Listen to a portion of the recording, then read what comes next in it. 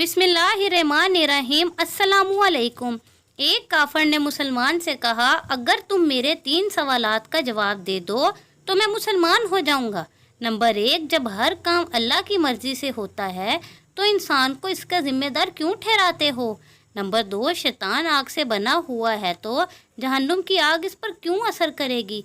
Number 3, जब तुम खुदा को देखते नहीं तो इसको मानते क्यों हो। मुसलमान ने इन तीनों सवालात के जवाबात में करीब पड़ा हुआ मट्टी का ढेला उठाकर काफर को मारा।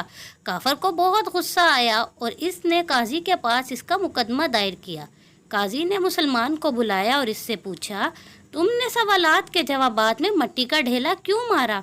मुसलमान ने जवाब देते हुए कहा, इसका पहला सवाल ये था कि जब हर काम अल्लाह की मर्जी से होता है तो इंसान को इसका जिम्मेदार क्यों ठहराया जाता है।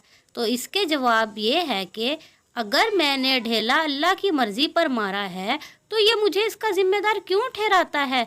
दूसरा सवाल ये था कि जब शैतान आग से बना हुआ है तो जहन्नुम की आग इस पर क्यों कर असर करेगी।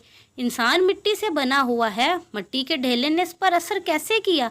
तीसरा सवाल ये था, जब तुम खुदा को देखते नहीं तो मानते क्यों हो। इसका जवाब ये है कि जब दर्द नज़र नहीं आता तो महसूस क्यों होता है। तमाम सवालों का जवाब सुनकर वो काफर मुसलमान हो गया। मज़ीद ऐसी मालूमाती वीडियोस के लिए चैनल को सब्सक्राइब करें। अल्लाह हाफिज़।